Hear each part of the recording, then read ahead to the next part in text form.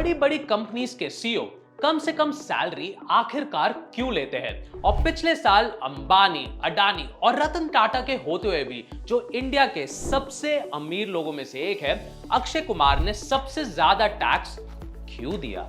जानेंगे ये सब आज के वीडियो में। सबसे पहले समझते हैं इंडिया का टैक्स सिस्टम। इंडिया में मेनली दो तरह के टैक्सेस हैं, डायरेक्ट टैक्स और इनडायरेक्ट टैक्स। डायरेक्ट टैक्स के अंदर आता है इनकम टैक्स और प्रॉपर्टी टैक्स।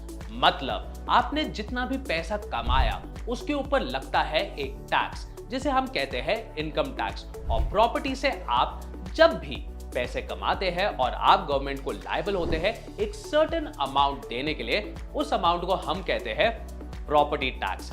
सरकार को डायरेक्ट टैक्स से ज्यादा इनडायरेक्ट टैक्स से पैसे मिलते हैं, जैसे कि जीएसटी। इनडायरेक्ट टैक्स का एग्जाम्पल है VAT, service tax, custom duty, purchase tax etcetera.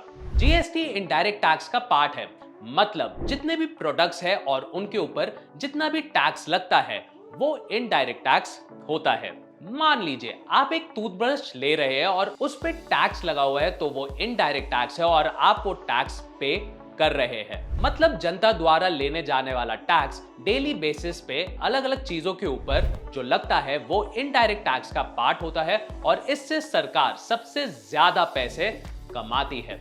Indirect tax हमेशा जनता द्वारा दिया जाता है और किसी कंपनी द्वारा नहीं। अगर किसी कंपनी का प्रोडक्ट है तो उस प्रोडक्ट की कॉस्ट जोड़कर प्लस उसमें टैक्स जोड़कर फाइनल एमआरपी डिसाइड किया जाता है।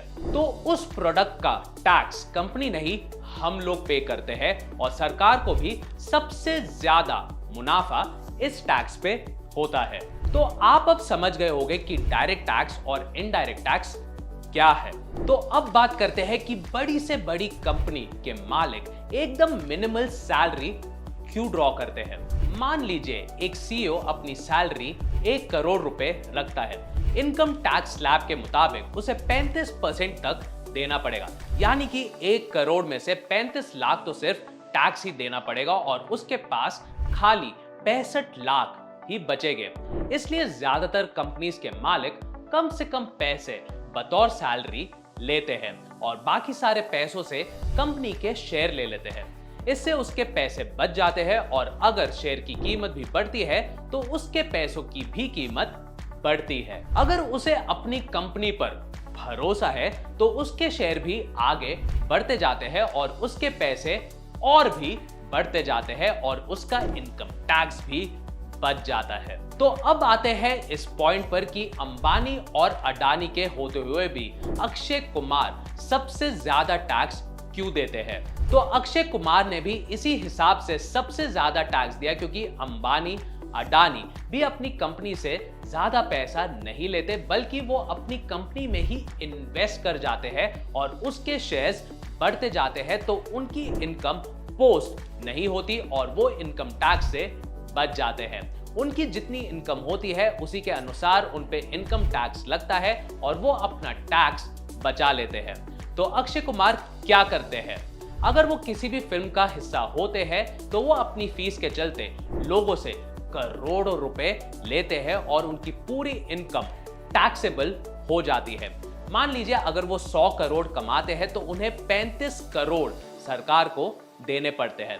तो अक्षय कुमार वैसे ही साल की इतनी सारी मूवीज करते हैं, उसके चलते वो काफी सालों से हाईएस्ट टैक्स पेयर बन रहे हैं। बड़े से बड़ा बिजनेसमैन टैक्स जैसे चीज से बचने के लिए लूप होल ढूंढ लेता है और अपने पैसे बचाता है।